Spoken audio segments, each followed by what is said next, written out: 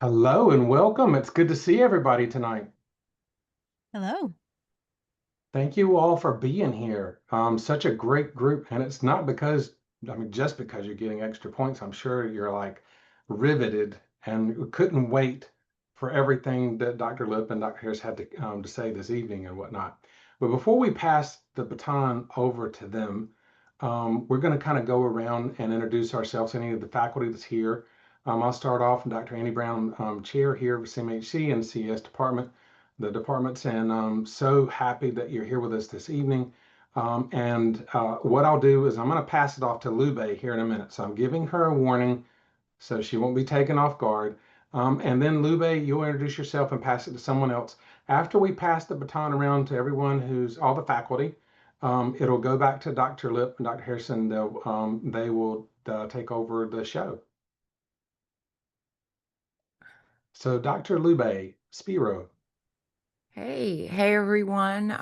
Lube Spiro. I'm faculty here at the Chicago School. I see some familiar faces online tonight. Thank you all for coming. What else can I say? Super excited to see you here and hope you enjoy the presentation today. All right, so I'm going to pass to. I see more students than I see faculty. Where are my faculty? Do you see anyone? Well, Dr. Tiffany Rush Wilson, did you want to say hey? Sure. Hello, everybody. I'm Tiffany Rush Wilson. I am the program chair. Nice to see all of you here and having the same question that you had, Dr. Spiro. Don't want to pass it to you, Dr. Lip, but I'm not sure who else is here. There are like 5 pages of people, so you may have to skim through to Okay. Well, then I will um, cheat and just pass it on to Dr. Lip. okay. Thank you, Dr. Rush Wilson. Hello, everyone. Dr. Lip, associate professor here in the program, and definitely looking forward to an engaging community engagement. And we'll be talking about the VCTC shortly. Any other faculty to pass it on to, or is it? Dr. Let's see. Harris is here. How about if there is any other faculty, just feel free to step up, say hello. Dr. Harris? Well, There he is. I am here. So this Dr. Rodney Harris. I am in the Council Education and Supervision Department. I am also the director of the VCTC, and I'm excited and glad to be here to share with you guys on today. Let me see. Who else do we see, guys? Do y'all see anybody else? We're going to ask faculty to step up if you're here. If anybody's here, last call, or we're going to have to get ready to go. That might be it.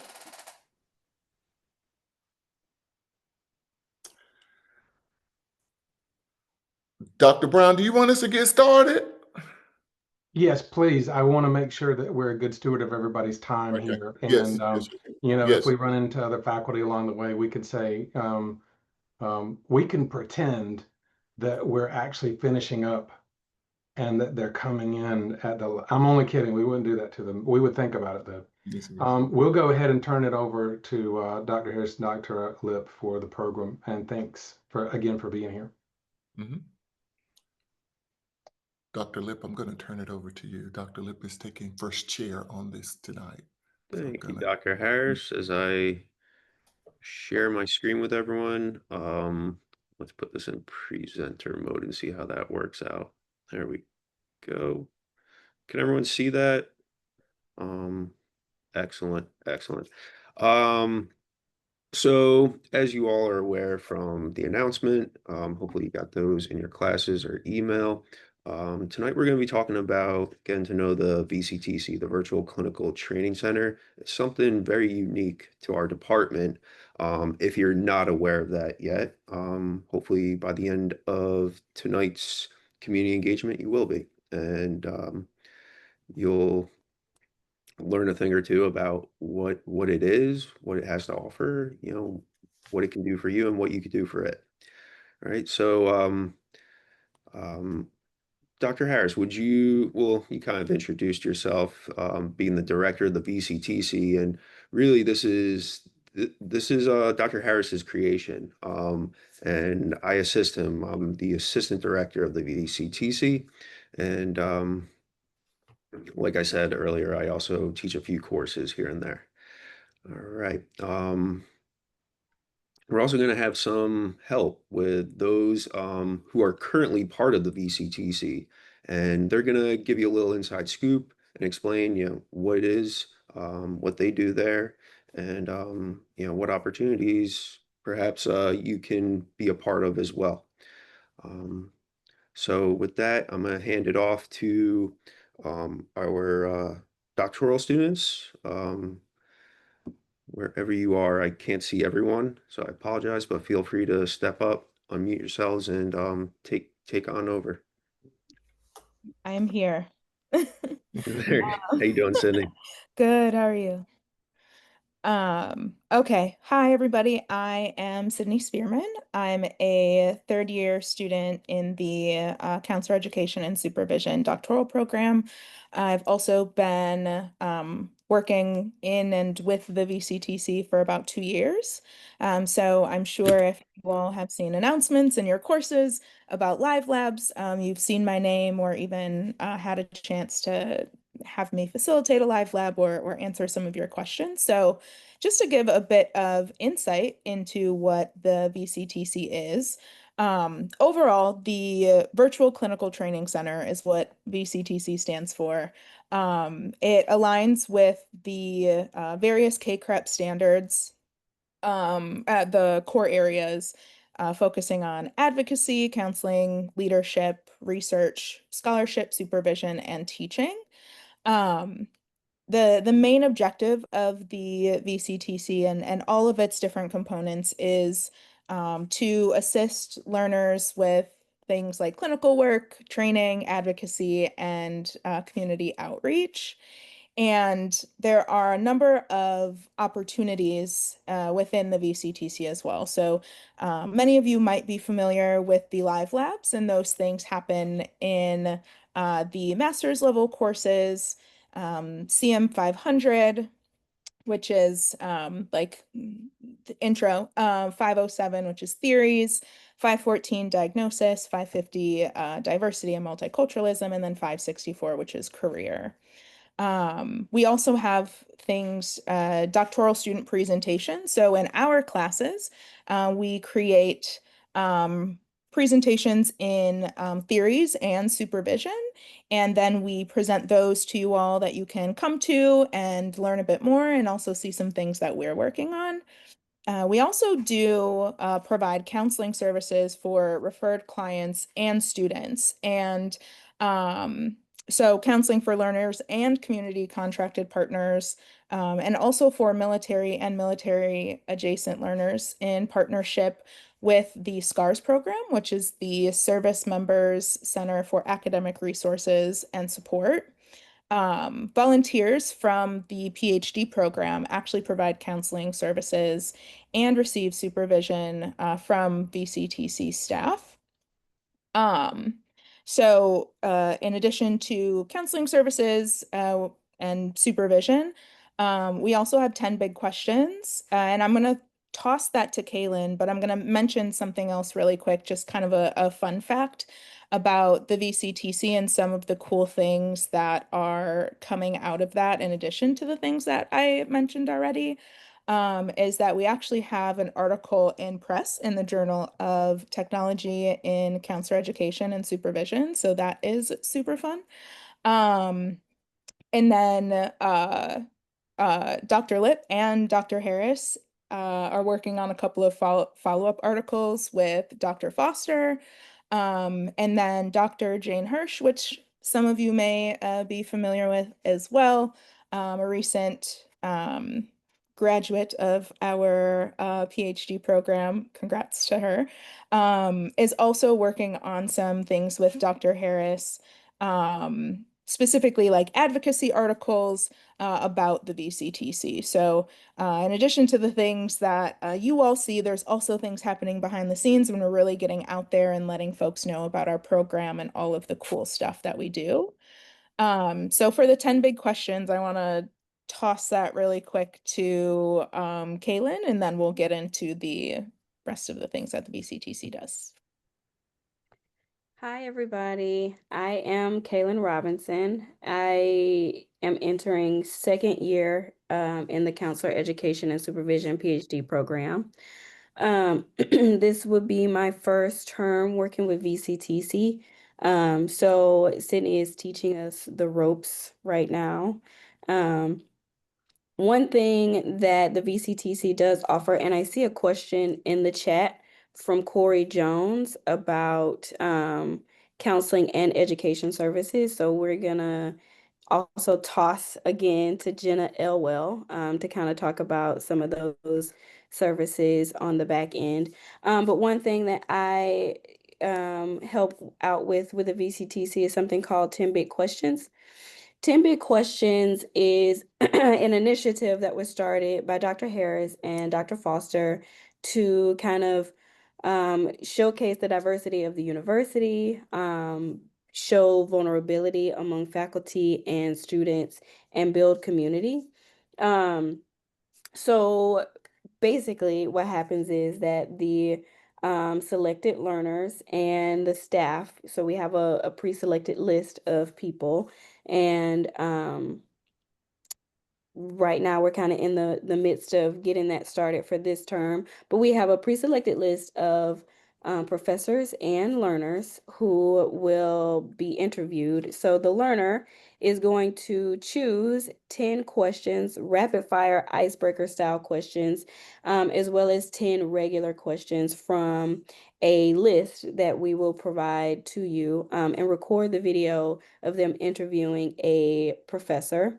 And the video will be uploaded to the department's YouTube channel. The person being interviewed then becomes the interviewer for the next selected individual. So it's kind of like an initiative that builds upon itself. So it's supposed to be self-sustaining, right? So it just goes down the list. But that is what 10 Big Questions is. Right now, like I said, we are trying to get it rolling with the next set of learners and professors. So that will be really fun. But that's about it, about the 10 big questions that we do with VCTC. So I'm not sure, Sydney, do you want to kind of talk a little bit more, or do you want me to send it over to Jenna about counseling? Send it to Jenna. That would be a great thing. Okay. All right. So I'm going to pop it over to Jenna to talk about some of the counseling services that we offer at the VCTC. Thank you. Hello, everyone. I am Jenna. I am also a second year doc student in the Counselor Education and Supervision program. And this is also my first term working with VCTC. So Sydney is showing us all of the things. So the counseling services, kind of as Sydney mentioned, it's internal, but it's also external. And we're really focusing on building those community relationships and partnerships and helping folks get connected with counseling. It is right now facilitated by doc students who provide the counseling. We do it through Simple Practice. So if you want to refer someone, you want to refer yourself, want to get connected, feel free to reach out. We are always looking for people to take on 1 or 2 clients, and then also keep adding into those referrals. I think that's all I want to say about that, unless you have anything to add, Dr. Harris. No. Great. Back to me. We can go to the next slide and I'll get into that stuff. All right. And of course, feel free to keep asking questions in the chat. We're sort of monitoring that and getting to that as we go as well. So pop some in there as well. So additional things that we are offering for learners are things, something called enrichment skills labs, and these align with the residency rubrics and KCREP standards, and this happens both before and after residency to sort of be a supplement and additional practice and skill building. And it is done through different avenues like case studies, TV, movies, online videos, in both individual and group formats. And like I mentioned, the intention is to develop a deeper understanding of clinical skills. And these are facilitated by like doc students within the program to help out master students during residency and those sorts of things. Next slide. Not to catch you off guard. Okay. We also do suicide and homicide educational labs. And these are also aligned with residency. So if you've gone to residency, you might be familiar with some of the skill building that we do there, where you focus on like risk assessments and how to work with clients who are experiencing are having these experiences. So supplementing learning pre and post residency again aligns with those KCREP standards, which I think at this point we all can understand that all the things that we do are in alignment with KCREP standards. But it's also these modules and skill building sessions were developed in conjunction with doctoral learners. So doctoral learners helped create these and worked really hard on making something that is accessible to students and could be really helpful and gives maybe even some insight as we were once those folks going through that and could maybe identify some things that we needed and now is available for you all. And each of those lessons includes things like PowerPoints, videos, and discussion questions, and they're housed in the VCTC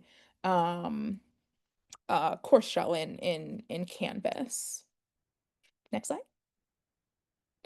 And then we also have multicultural labs. So like the previous labs that I mentioned, these are also developed to supplement multicultural learning pre and post residency and follow up with your, oh, I'm frozen. Okay, I'm back. Also meant to follow up with your multiculturalism courses. You could also see these being done in conjunction with student development plans if somebody is looking for a bit of extra help in developing their multiculturalism skills. This would be really useful. Doctoral learners also helped create these labs as well.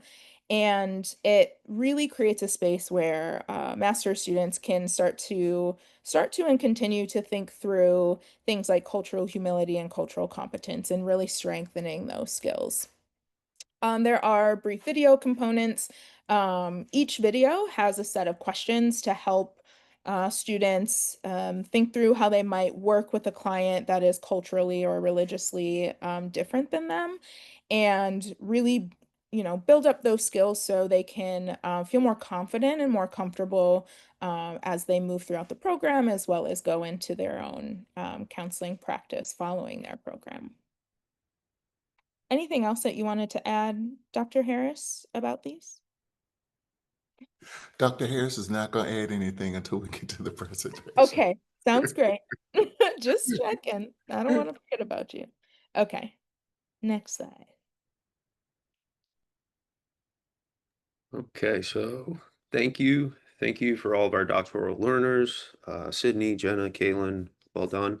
So hopefully everyone has a pretty good idea of what the VCTC is and what it's about, what it offers, what opportunities there are. And again, definitely feel free to reach out. You got some good emails there if you have additional questions, but we'll have time at the end for that as well. But just leaving you with a quote here. It may sound somewhat familiar, but obviously a word or so were changed, and it's something to think about, right? What the VCTC can not only do for you, but what you can do for it. Um, so it's very cool and something that's very unique to our department, and something that's not offered really anywhere else in the Chicago school. So take advantage of it. And so we're gonna pivot a little bit here. So you got to learn a lot about the VCTC, but there are two doctoral learner students attending tonight that we would also like to showcase, right? Our newly CACREP accredited doctoral program is something quite exceptional, especially in an online program. Like the Chicago School. And so we have two doctoral learners that we're going to showcase tonight. And I'm going to move on to the next slide and let them introduce themselves and explain, about their studies, about their focus, their clinical specialty, and what they're looking to do with that PhD that they're working so hard for. If I can get to the next slide, there we go. All right. No particular order. Feel free, Emma, Lottie, to step on up and take on over.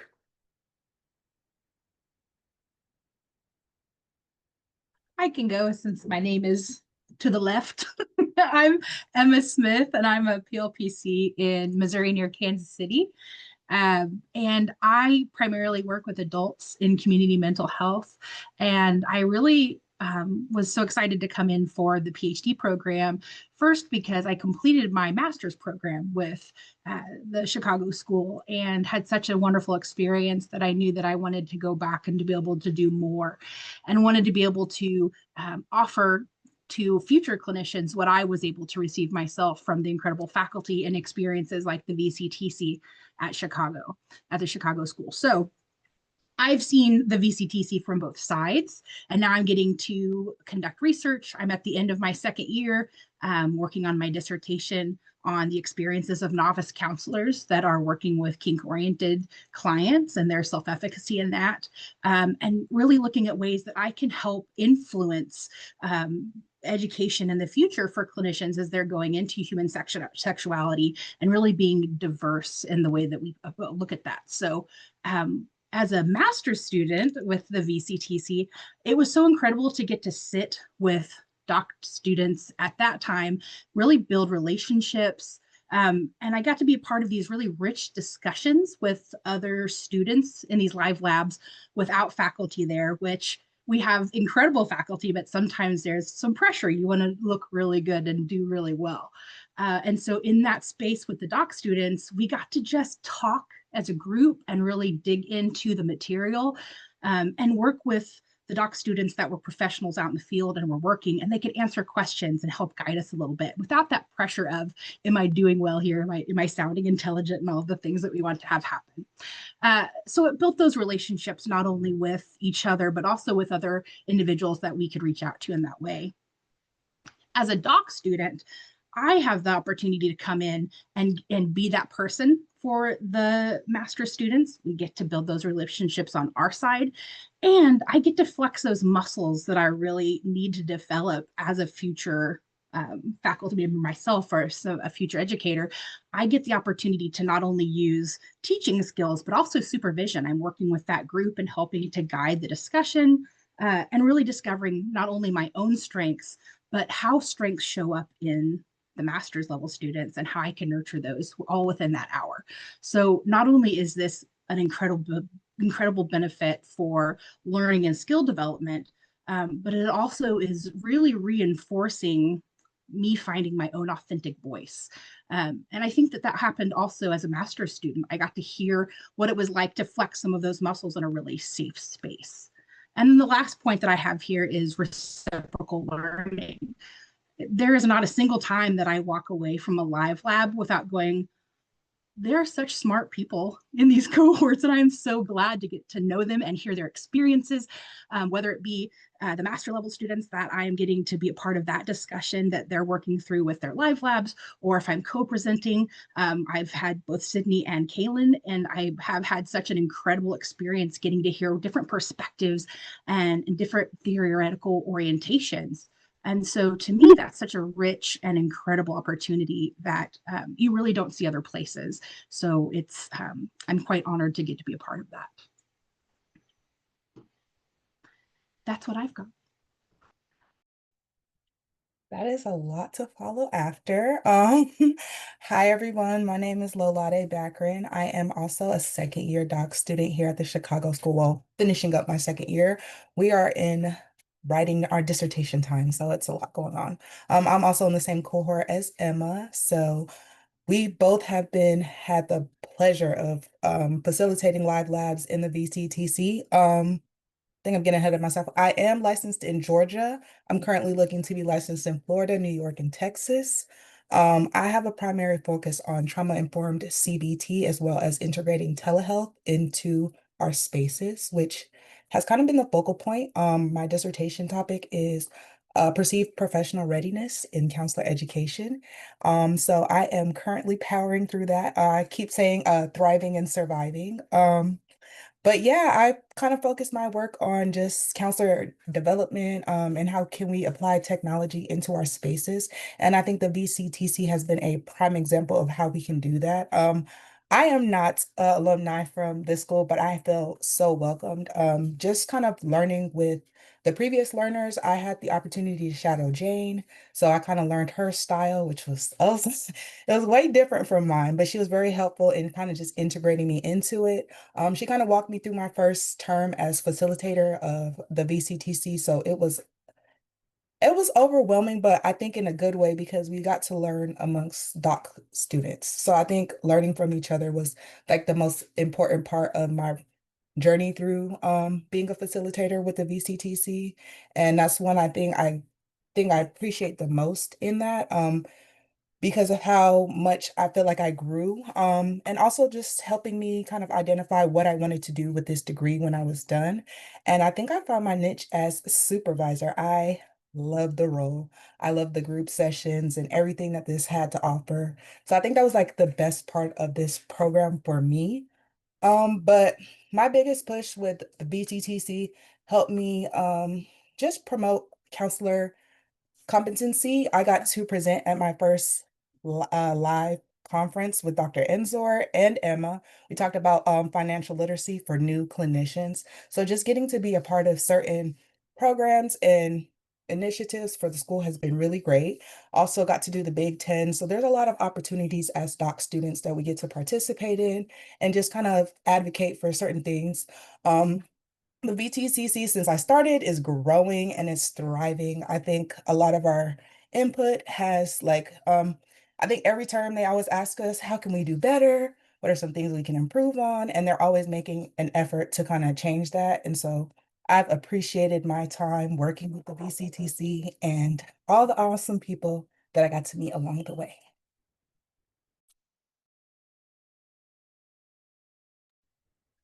Thank you, Lolati. Thank you, Emma. Well done. So now you really got to, hear from both sides, a student that was in the master's program, now in the doc program, and their experience in the VCTC. And as you heard, Lolati share, like, present at conferences, a lot of opportunities here to network and build your and grow professionally, right? So great stuff. And now we're going to transition to something I think it's going to be a little fun. I don't know how they feel. But we're going to do a little roundtable session. So all of our doctoral learners, we're going to go around and ask them a few questions, kind of have them think on their toes a little bit, but also it's purposeful, right? So these questions will hopefully give you a little more food for thought. Let's go to the next slide. All right. So let's see, how should we do this? I should have given it some thought ahead of time, but I think we're kind of gonna do like a rapid fire, first come, first serve, each question. How's that sound? I can only see a few of you, but simple head nods would be good. Not that you have a say in the matter. Um, all right, moving right along. How has the VCTC aided in your clinical development as counselors? I can jump think in for the, oop. You go for it. Nope, you go. Sorry.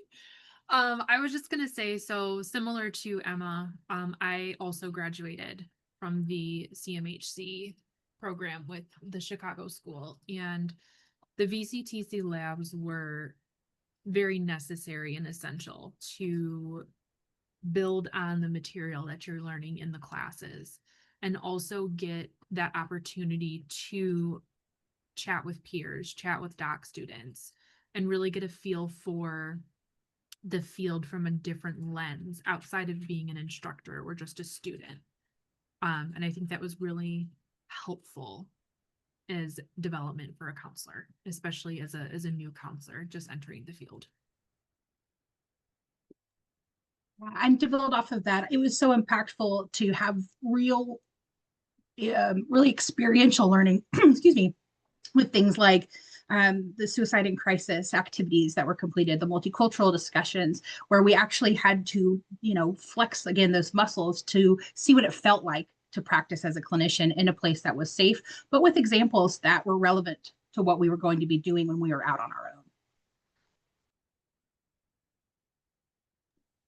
For me, just a different perspective, coming from having been in the field a bit before coming back to this program, and then facilitating within the VCTC definitely helped me kind of like keep my skills sharp, but also be able to kind of go back to the basics as you're talking to students. And it was also really inspiring, and I think kind of motivating, because the freshness in their I don't know, in their eyes, they were just excited to be learning these things, and it got me excited about helping them learn those things and just kind of being there and being a part of those discussions. So it's been really helpful for me as well in that way.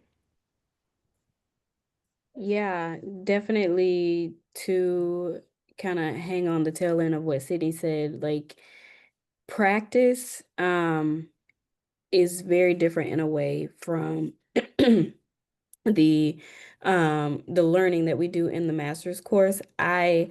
Or in the master's program. I also graduated from the master's program several years ago. We won't talk about how many. But being in practice and then now facilitating in the VCTC and helping out with things like that, it helped me, just like Sydney said, to go back to the basics and remember why we build on those micro skills and why we have to talk about multiculturalism and ethics in so many different lenses. Because as you practice, it just kind of becomes second nature. And so having to intentionally go back and be able to teach these things definitely offers a fresh and different perspective, which is how VCTC has helped me in my skill development. It reminds me to slow down sometimes and just back up.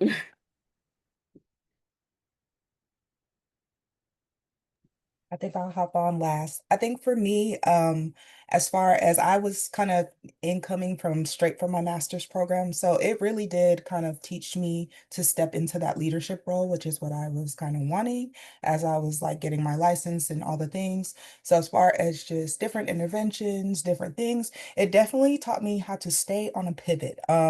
Sometimes the material might not match the classes and stuff happens, but just and that can happen as an educator anyway in any kind of field. So just making sure you stay on point and just having something to just speak about kind of really expanded my palette of just how to just act on a fly. And I think for that, I'm very grateful for the experiences of just being able to adapt. Telehealth is a big thing as we're all online learners, and sometimes we are in person. Just having the tools and the resources to kind of learn how to pivot was my biggest takeaway from it, and just being able to just strengthen myself as a clinician in my CBT techniques was also my biggest takeaway. Learning under Dr. Enzor while I was TAing in his course, it really just tied it all together for me.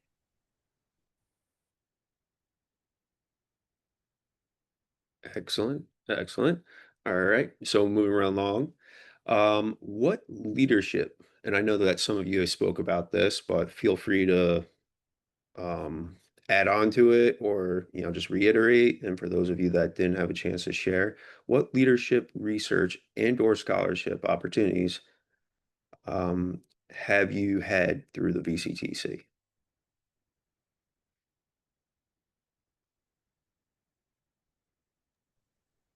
I can kind of go first for this one. One it's kind of still panning out, but one thing that I would say leadership, research, scholarship wise, through the VCTC has definitely come from Dr. Harris. He has helped me kind of be confident in the skills that we learn through VCTC and that we facilitate through VCTC, particularly in the community in which I live and work. I don't really do community mental health anymore, but when I did, having Dr. Harris to kind of bounce those ideas off of, as far as like having like a third space for practitioners and people in the community, was really helpful for me to be able to um, conceptualize a bigger picture for those in my community. And it is still panning out now in the community that I'm in. And with that confidence, I am, moving toward a big advocacy project here in our community to help with some disaster relief. So I think that's one thing that I really have gotten from the VCTC this year.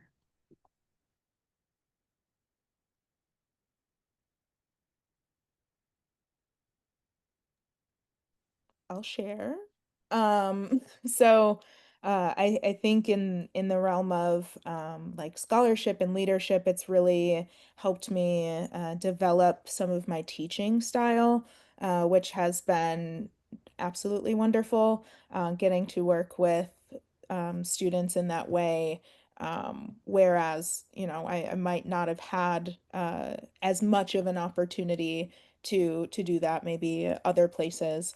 But I've also been able to make connections with other students as well, both doc students, as I'm in this role, as well as with master students. And when I hear master students specifically talk about maybe interests or things that they want to do or questions that they have, and being able to connect them with faculty or other resources, or encouraging them to like participate in the virtual conference or just various things like that. It's sort of a space where you kind of get everybody in one place, and you can tell them all of the wonderful opportunities that the Chicago School has, that they might not otherwise know about. And so definitely has helped me develop teaching style, as well as really lean into the leadership role and feel more confident and excited about that.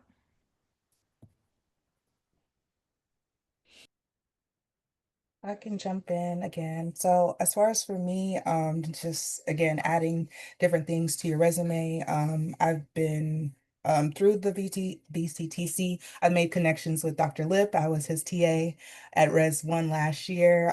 Just different professors. As a doc student, you need to make those connections with professors because you need people on your chair, and on your committee. So those are the opportunities as far as doc students, but I was also honored to be a part of the Chicago School's first doctoral CSI, the Chi Sigma Theta chapter. So just different opportunities for that leadership and also the Society for Collegiate Leadership as well. And I don't think that I would have gotten those opportunities had I not been a very strong participant in the live labs, just asking what they need, being able to cover them.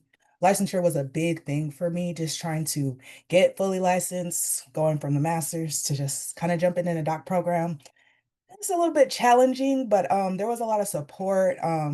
Dr. Dixon was a big help along the way, just kind of making sure I get those hours for licensure in my state as well. And he's all the way in Texas, so like the network grows very expansive. So as far as leadership, I was able to kind of muscle through that and just have those opportunities just to add to my CV and have other opportunities to be involved in my community. I'm now a part of a company called Silence the Shame, where we partner up with local communities and we provide mental health resources to destigmatize mental health.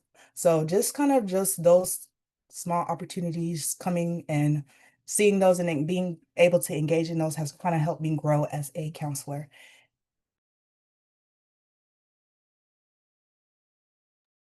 I would echo everything that everyone else has said. There's just so many opportunities to, as Lolade said, network and be in spaces that maybe you wouldn't otherwise have an opportunity to step into because you have these incredible champions behind you going, okay, you can do this. I've seen what your skills are. I know what your strengths are, and help highlight that.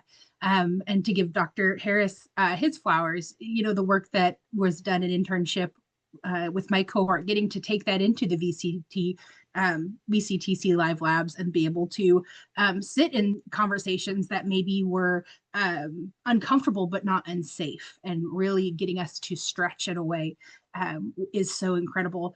And to look at it just through a slightly different lens, my experiences with the Live Labs were so impactful when I got out into my field work and then into the early parts of my supervision for my license. You really couldn't compete with me from other schools. I think the opportunity that we have is so rich here to get to use clinical skills in a way that other students aren't getting in other schools. And so it let me move into leadership outside of the education arena. So as a provisionally licensed individual, I am a program director for a community health agency where I have 6 offices and I get to support clinicians and work with co-occurring disorders because of the skills that I developed here. So there's so many opportunities beyond what we do here at the Chicago School that you take with you.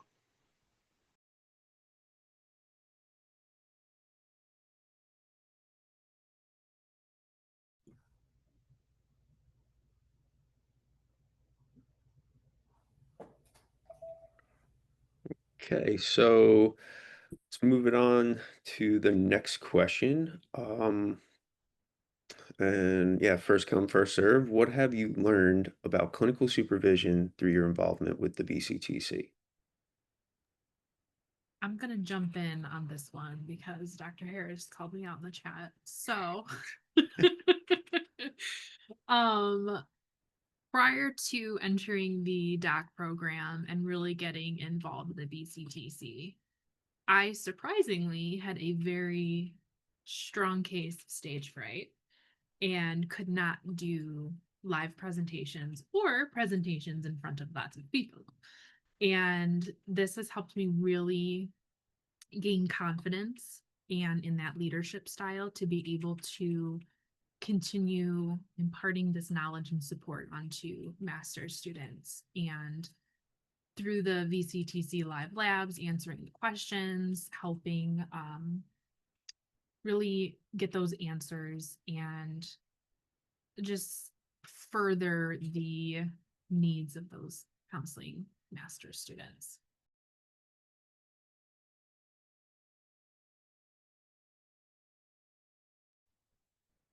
I think for me, it one helped really solidify that like this is what I want to do. Through the VCTC, through residencies and all of those, kind of a combo pack of everything, helped me really like really, really be sure that this is what I wanted to do and that this is what I have a passion for. And I already knew supervision was important. Even though I've been fully licensed for a while, I still participate in supervision every single week. And it's interesting when we are doing the live labs where, we're asking those discussion questions and what's the first step? Like, what do? You have this issue. How do you move forth? And one of the first things that everybody always says is like, seek supervision and seek consultation. And um, I love that that's the first answer because absolutely, that is something that we should always feel that we can lean on. And I think the VCTC kind of creates an environment that we're having these conversations, but we're talking about some potential like client situations, and it almost is like a micro supervision in itself. And so I've just I think developed an even deeper passion for supervision and got really excited about it. And it just reinforced for me that I'm not the only one, obviously, that thinks supervision is important, but everybody is going to be looking for that resource.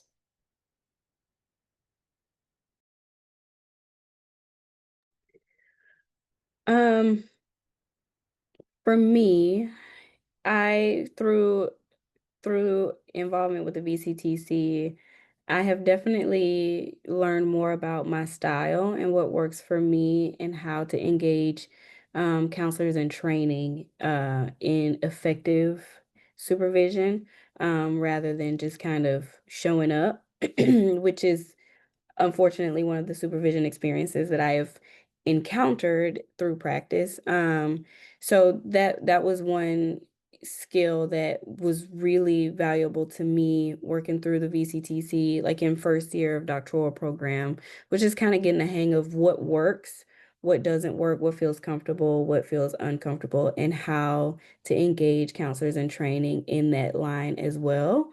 Being an advocate and also holding people accountable. And so that's definitely something that I learned.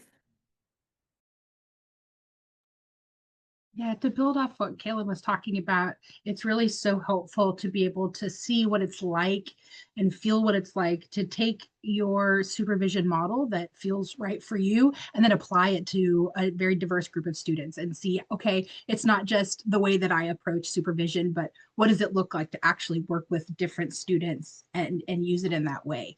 And from the master's student side of it, it helped me, I think, know what I needed in supervision. And it helped me understand, ooh, this is something that's really valuable. And how do I ask for it? How do I engage with supervision in a way that helps me generate what I need to generate in that space?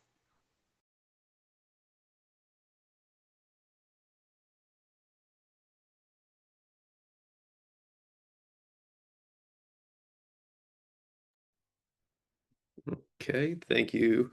Thank you all. Very interesting. And for those of you that didn't know, right, there is like a method to the madness, supervision models. If you didn't know about that, pretty cool stuff, right? What supervisors do, um, they are using a framework, just like, one has a theoretical orientation. Okay. On to the next question. How does the VCTC help you advocate for clients and or the counseling profession? And I really do feel like this is an important question because this is one of the tenets of the VCTC, advocacy. So looking forward to hearing. Um, I think for me in the advocacy piece, it helps me find a voice for the voiceless. I've learned so much through my experience as far as just being able from gatekeeping and why we have to do it and the ins and the nuances of gatekeeping. I didn't really have a formal understanding of why. It's like, I think, if they have it, but there's more to it. There's more science and understanding the person and just so many different concepts. I think my multicultural lens has widened a whole lot because there's a whole lot of different things that you're exposed to, things that you see, just working with the different populations, students, teachers. I learned a lot of different styles, Algerian. I've learned sex ed. I've learned so many just working with so many different people. So I feel like it's expanded my knowledge and the capacity that I'm able to provide care, not just to my clients, but also to students who I work with, and just enhancing their basic skills as, once you pass that stage, you're like, I got this. But students, like working and seeing them, you learn so much more, just from that observation lens that we take when we are facilitating these live labs, or we're sitting in these classes with the students. We learn so much more. There's so much current things happening. I feel like, sometimes when you get your education, you're like, yeah, I got it, move on. But just it helps you stay fresh and very involved. And I think that my biggest takeaway is to just keep learning. We're going to be lifelong learners. We're committed to this. So it's definitely helped open my eyes and just to experience, like to keep learning and keep being open to certain things, because the more you know, the better you can help.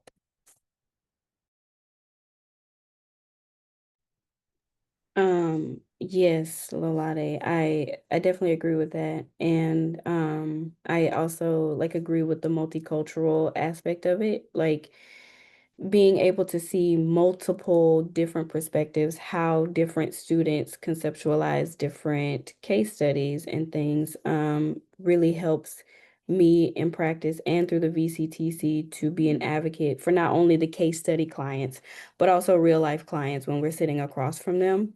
It definitely helps also. The VCTC has helped me personally see gaps in what we're learning. And so like if there's something experiential that I'm doing in practice and students are trying to employ those things in VCTC, I can see where the gaps are and I can help to fill in the gaps and be an advocate for the profession. And we should be learning this and implementing this in programs and counselor education departments, and also advocating for future clients and like, okay, so here's a gap. Let's try to fill this in. Also with the gatekeeping piece. So VCTC has definitely helped with that. I think some of the same sentiments that others have shared so far, I definitely agree with. It in a different spin of it, I think I bring maybe some of my excitement or passion for counseling into live labs. And that in a way is sort of advocating for the profession. I know that through our programs or even practice, sometimes you can get frustrated or a little bit bogged down with a lot of the things that go on, and it is tough work. And so sort of bringing the excitement and I don't know, like passion and joy back into those spaces is really helpful. And it's definitely kind of kept me accountable in practicing what I preach. I can't just go to a live lab and tell students, like this is how you might approach this thing, and these are some ways that you can show up for clients and you can advocate for them, and then not be doing that on the back end. So, it just kind of, like I mentioned before, it keeps things fresh, it keeps things like top of mind. And I really enjoy that like accountability piece because I don't want to be a fraud and I don't want to be a hypocrite and I want to serve my clients the best way that I can. And so that's something that's really been helpful in terms of being able to advocate for both the profession and my clients. Yeah, I don't know what I can say that hasn't already been said because it's all so true and incredible. And I think also the advocacy that we do as facilitators is showing up in that space and being able to be a ripple effect. We're working with these new clinicians and that goes out from there. And getting to challenge perspectives and say, well, let's look a little bit from a different angle at this, so that when you get out into field work, you have a lens to look through where you can step back and kind of get out of your own way and see the client for their experience instead of kind of putting our own a spin on what a client experiences. And I think it also is really cool to see what advocacy looks like for you. So for me, working in both as a facilitator and then as a student, I got to see advocacy in different applications and say, oh, you know, policies and procedures, that's a really cool place to do advocacy work, because that can make, you know, really change the way things are done. And education is another format that can happen in, and boots on the ground. And so getting to just see how it plays out in a real way is very powerful.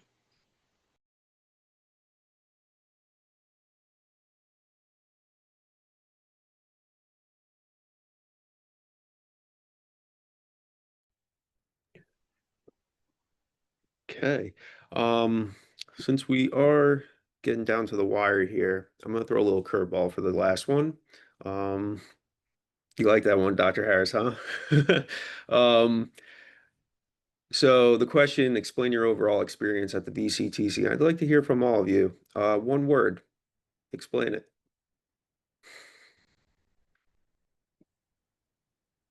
Empowering.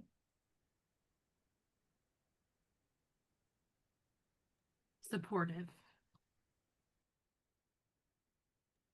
Transformative. Dynamic. Boom. Well done.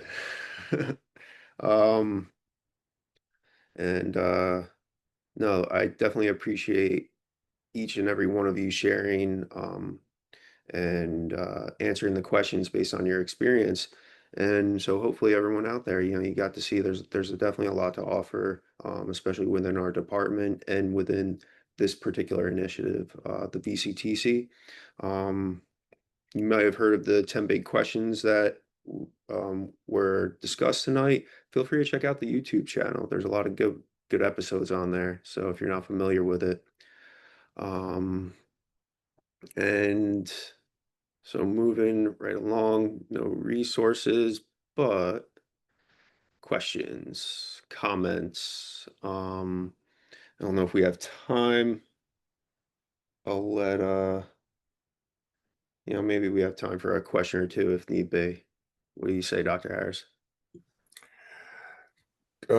Maybe a question or two. We've definitely been in the chat. So I think a great deal of our questions are probably going to be answered. If someone has a burning question, we can answer it probably in the minute that we have, and then we're going to actually turn it back over to Dr. Brown. Or Colleen, one of them, see if she has anything to say. Somebody's asking about the YouTube link. They'll put that in there, but we'll. Yeah, good. Colleen, Dr. Brown. Yep, I'm here. I was just saying hi. I'm Colleen. I'm your department manager. Sorry, my computer decided to reset at the top of the hour, of course. So I'm glad to see everybody on the back end of the meeting.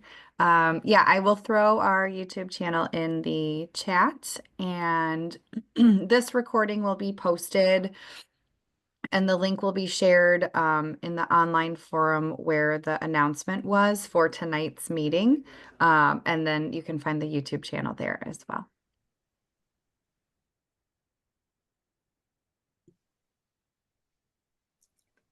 Thank you. All right. Yeah, Thanks, I think everyone. that might be all. Thank you, everyone. And we appreciate your time, and come learn more about the VCTC. Have a good one. Thank you all. Have a great night. Thank you. Great night, everyone. Have a good night. Thank you.